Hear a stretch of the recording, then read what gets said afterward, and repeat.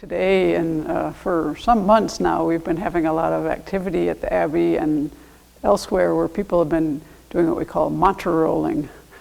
And this is where you make these little rolls, take mantras of different, I'll go through us a little bit, but just to give you an idea what one looks like.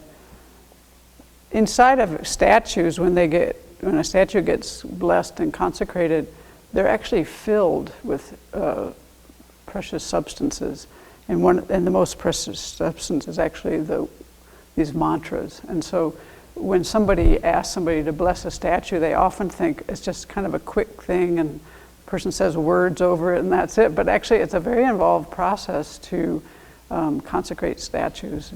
It takes actually a lot of work. You have to open them up, clean them, make bases, and one of the big things is rolling all these mantras for it. And so I wanted to kind of show and tell about what the different parts are, because the statues, are considered to be holy objects because they inspire our mind. We imbue them with meaning, but how do they get all that power? Partly, I think it's these mantras and then all the wonderful intentions that people set when they roll mantra, because it's a very, very virtuous activity, and we try to keep ourselves in the Dharma while we're doing it. We avoid talking about things as much as possible that don't relate to the Dharma. Oftentimes we do it in silence, sometimes not, because we've been doing it so much lately. So I just wanted to show you the different parts because it's, for some of us, pretty interesting. So it starts with these big sheets of paper that have mantra rolled on them. And these are all in the Tibetan text. So this is Lama Tsongkhapa's name mantra, written out a number of times. Okay, and those big sheets get cut very carefully, although our methods are getting more technological, but they get cut. This is the Buddha's name mantra, so these ones that all got cut and wrapped up, and so we can keep them all straight. And why do you have to keep them all straight? Because we have at least 27 different mantras, and they each, as these get formed into these, to what you see here. Here we have all these different mantras and we number each of them so we know which one they are. Like this is number 3. And these are just 1 through, looks like 1 through 5 here. And we try to keep them all upright. So when you set them on a table, you usually don't set them like that. We usually set them upright. So what happens is you start with a stick of incense and you break it so it's like the right width, to match that. And then the hardest part, carefully get it started and roll, and then you keep putting in more and more sheets of paper till you end up with incense, mantra, and then we glue it and we mark the top so that we know which is the top. And then we put some cloth around it. Cloth. And so each one is done like that. And so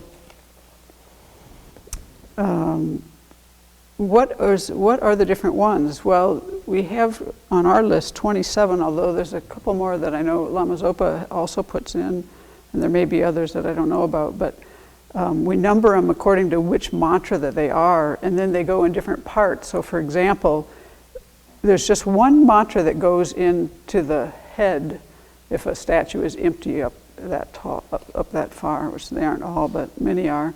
And that's the refuge mantra of the body, refuge protector mantra. And then in the throat, there's actually just one that goes there, and that's the blessing of the speech mantra. And there's just one that goes to the heart, and that's the heart mantra.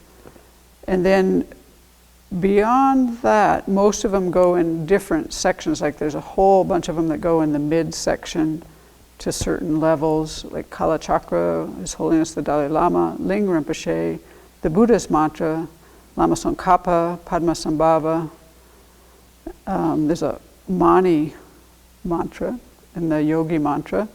And then there's ones that get mixed in lower down, and these are quite a number of them here, like Tara and the 3 long life deities, consecration mantra, wishing prayers, Migsema, which is Lama Tsongkhapa's mantra, auspicious mantras. There's a Zambala mantra, which is the wealth deity, protector mantra, Vajrasattva mantra, things like that. So when the statue is filled, it's been cleaned out with saffron water, and then it's upside down, and you start filling from the head down, but you've got it all upside down, and mostly you're putting in mantra. And in between the mantra, what we do here is we grind up our old juniper bushes and mix it with incense and make this kind of like a potpourri, essentially. And that gets pushed in between all the places between them, and you put in different holy objects. We actually have in ours some things, we have some things from Lama Yeshe in one of our statues. We have some things from people that have donated, including prisoners have some artwork that we've put in. Relics can go in. There's heirlooms, things like that. Many, but mostly you try to put in precious holy objects. Although in the very crown, you usually try to put a pearl. So, and then after you get the whole thing filled, which is not so much for a little statue, but when we did our Buddha statue, which is this high, it's now hundreds of pounds, and you put before you close it up, there's these special symbols that have some different kind of deities on them and the 8 auspicious signs, and there's like 4 these discs that have, one is a double vajra, and they all get put together with 5 colors of thread. Those get put in the bottom, and then you close it up. We use epoxy for that, and then with copper, and then you have to wait for the whole thing to dry and try to get the glue really flat. So then when you set the thing up, it sits nicely. And so, it's quite of a process. And after that, that's just preparing it. Then they get consecrated. So this is what goes into statue filling, and it's really, really fun. And I invite everybody to sometime take advantage of, we usually do this once a year. We don't always have such a big statue, but it's really a virtuous activity, and it brings a lot of joy to the mind. So when you see these holy objects, you can think about all the people and all that it took to bring them together. And part of that, to me, is what makes them very powerful, I think. The mantra and all that goes into it. Yeah, for me, it irradiates. I imagine it irradiates out. Right. Every sense of Yeah, and so exactly, one person here is saying that they imagine that these mantra radiate out and touch all sentient beings, which I'm sure has got to be the case, because this is what the Buddha's mind spontaneously does. And so that's how we imbue these objects with meaning, so that they can help us further our practice and deepen our abilities to be of benefit.